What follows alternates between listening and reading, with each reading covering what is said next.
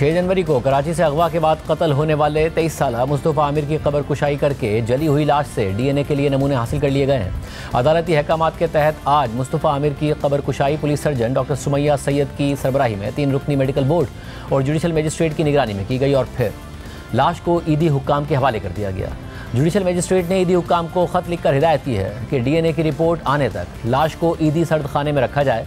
अगर रिपोर्ट मस्बत आए तो आपसे कहा जाएगा कि लाश लवाहिकीन के हवाले कर दी जाए और अगर रिपोर्ट मनफी आई तो आपसे कहा जाएगा कि लावारिस लाशों को दफन करने की अपनी गाइडलाइंस के मुताबिक लाश को दफन कर दिया जाए। आपको हिदायत की जाती है कि दोनों सूरतों में रिपोर्ट जमा कराएं। आज कब्र कुशाई और सैंपल्स हासिल करने के बाद मेडिकल बोर्ड की सरबराह police surgeon doctor Sumaiya Syed ने मीडिया को बताया कि लाश बहुत ज़्यादा जली हुई होने की वजह से डीएनए के लिए सैंपल्स लेना मुश्किल था, मगर हम 11 सैंपल्स हासिल करने में कामयाब हो गए हैं। मौत की वजह का तयन मुमकिन नहीं है। हमने अपना प्रोसेस जो है वो कंप्लीट कर लिया है। We have collected 11 samples for DNA और उनको हम सिंध फोरेंसिक डीएनए लैब में भेज रहे हैं। वजह मौत का तयन नहीं हो सके, अभी नहीं हो सके। भी बर्न्ट इतनी ज्यादा बॉडीज हों जिनके फिंगरप्रिंट्स जब वो नहीं अवेलेबल हों तो फिर हमारे पास डीएनए का ही ऑप्शन रह जाता है और डीएनए का ऑप्शन ऐसी बर्न्ट बॉडीज में काफी डिफिकल्ट है कैरी आउट करना, जो हमने अल्हम्दुलिल्लाह कर लिया है। सैंपल्स अभी चले जाएंगे, उसके बाद उनका प्रोसेस स्टार्ट होगा विच टेक्स एनीवेयर बिटवीन 3 से 7 दिन में रिजल्ट आ सकता है। इसके अलावा आज मकतूल मुस्तफ़ा आमिर के वालिद आमिर शुजा भी कब्रिस्तान में मौजूद थे। बाद में उन्होंने जियो न्यूज़ के नुमाइंदे काशिफ मुश्ताक से बात करते हुए कहा कि इब्तिदाई तौर पर पुलिस की तफ्तीश से हमें शिकायत थी, मगर अब तफ्तीश सही ट्रैक पर चल रही है। हुकूमत मुलजिम को कैफरे किरदार तक पहुँचाए।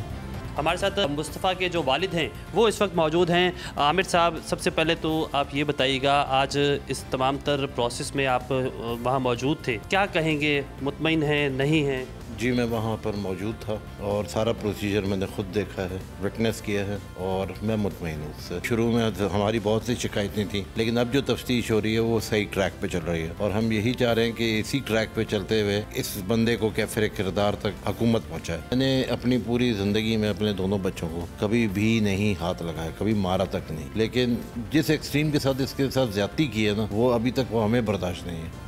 दूसरी जानिब मरकजी मुलजिम अरमगान 4 रोज़ा जिस्मानी रिमांड पर पुलिस की तहवील में है, जो आज ख़त्म हो रहा है और कल उसे मज़ीद जिस्मानी रिमांड हासिल करने के लिए इंसदाद दहशतगर्दी की अदालत में पेश किया जाएगा। मुलजिम अरमगान की पुलिस की तफ्तीशी टीम के सामने एतराफ़ जुर्म करने की खबरें भी आ रही हैं। साथ ही शरीक मुलजिम शराज भी पुलिस की तहवील में है। अब तक तहकीकात कहाँ तक पहुँची है, बात करेंगे पुलिस के एंटी वायलेंट क्राइम सेल के SSP अनिल हैदर से। अनिल हैदर, बहुत शुक्रिया मुझे ज्वाइन करने के लिए। अनिल, ज़ाहिर है बहुत सारी इतलात आ रही हैं, फिर सोशल मीडिया पर भी बहुत सारी खबरें गर्दिश कर रही हैं, कुछ पुलिस की तरफ से भी ज़राए के तहत खबरें आ रही हैं। मैं चाहूँगा आप हमारे नाजरीन को बताइए कि अब तक कहाँ तक तफ्तीश पहुँची है, मुल्जिमान के बयानात की रोशनी में भी, और जो आ रहा था कि जो आला तशद्दुद है वो मिला नहीं मिला, क्या कुछ अभी तक पता चला है?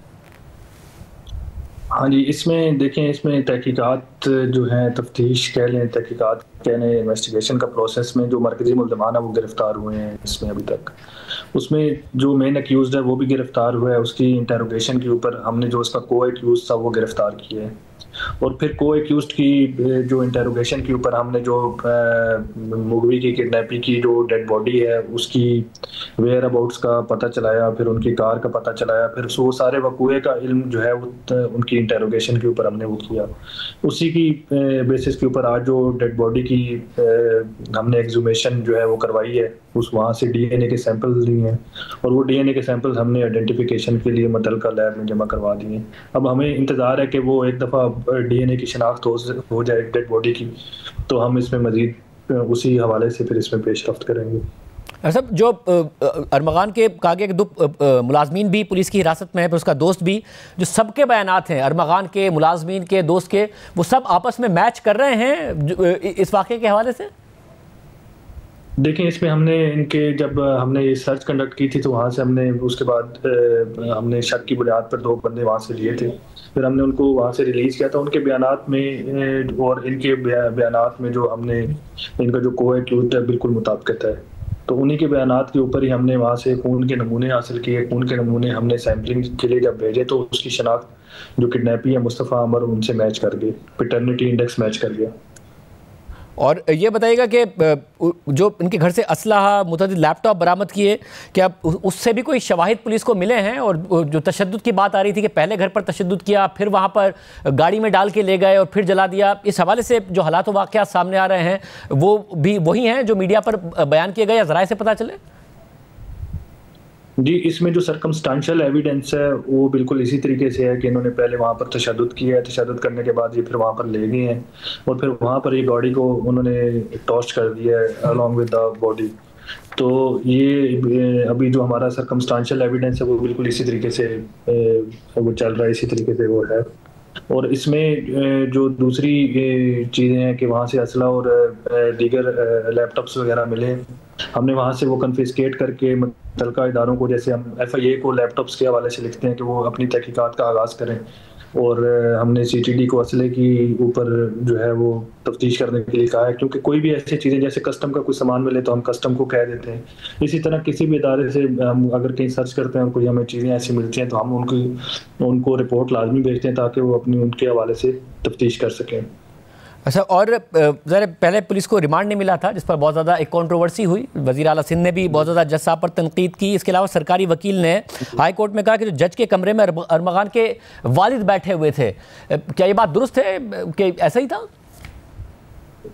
जी, इसमें काफ़ी थोड़ा सा अनफॉर्चुनेट है। अब इसमें ये कोर्ट की डिस्क्रिप्शन है, उसमें हम क्योंकि एक other side of the equation है तो हम उसमें एक एहतियात भी बरतते हैं कहने में। हमने इसी के ऊपर इस्तदा की थी हाई कोर्ट से कि हमें सुना जाए। इसमें हमें IG सिंध उनकी तरफ से, हमारी जो प्रोसिक्यूशन है उसकी तरफ से, CM साहब की तरफ से बाकायदा जब इनको सुपरवाइज करना इन चीज़ों को शुरू किया तो हमारे लिए काफ़ी चीज़ें आसान हुई।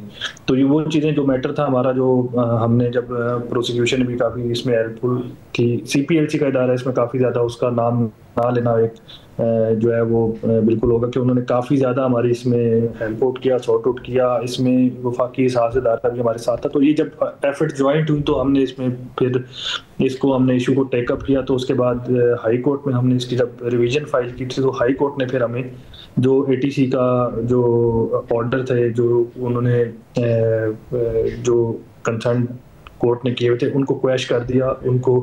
उसके बाद हमारी जो है वो दोबारा से रिमांड हमने वो हासिल करने में हमें थोड़ा टाइम हम लूज़ कर गए उसमें। लेकिन इसमें इस दौरान ये हुआ कि जो थोड़ा सा रिमांड हमें ड्यूटी मजिस्ट्रेट से मिला था, वहाँ से जो हमें चीज़ें मालूमात मिली थी मुल्ज़िम से, उसमें काफ़ी पेशरफ्त हमने कर ली थी।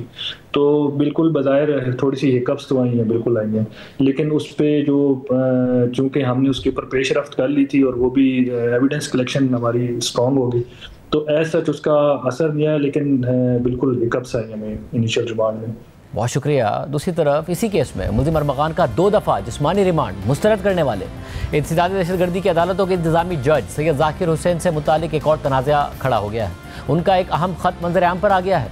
जज सैयद जाकिर हुसैन ने जब 2 बार मुल्ज़िम अरमगान का जिस्मानी रिमांड देने से इनकार कर दिया तो पुलिस ने सिंध हाई कोर्ट से रुजू किया था, जहाँ इब्तिदाई समाअत के बाद अदालत ने इंसदादी दहशतगर्दी की अदालत से केस का रिकॉर्ड तलब कर लिया था। और फिर 18 फरवरी को सिंध हाई कोर्ट में समाअत में इसी रिकॉर्ड से ये इंकिशाफ हुआ था कि जज सैयद जाकिर हुसैन ने पहले मुल्ज़िम अरमगान का जिस्मानी रिमांड दे दिया था और तहरीरी फैसला भी लिख दिया था, मगर फिर कुछ घंटे बाद वाइटो से अपना लिखा हुआ फैसला बदलकर मुल्ज़िम अरमगान को जुडिशल रिमांड पर जेल भिजवा दिया। ये रिकॉर्ड देखने के बाद सिंध हाई कोर्ट ने पुलिस की 4 दरख्वास्तें मंजूर कर ली थी और मुल्ज़िम के रिमांड का केस जज जाकिर हुसैन की अदालत के बजाय इंसदादी दहशतगर्दी की अदालत नंबर 2 को भिजवा दिया था, जहां से पुलिस को उसी दिन 4 रोज़ा जिस्मानी रिमांड मिल गया था। मगर आज इंसदादी दहशतगर्दी की अदालतों के इंतजामी जज सैयद जाकिर हुसैन ने अपने रजिस्ट्रार को बाज़ाब्ता ख़त लिखकर मुस्तफ़ा आमिर केस का रिकॉर्ड वापस ना मिलने की शिकायत कर दी है और इस हवाले से अपने अहकामात पर अमल न करने पर अपने ही एक स्टाफ पर शदीद बरहमी का इजहार करते हुए उसके खिलाफ एक्शन लेने की हिदायत कर दी है।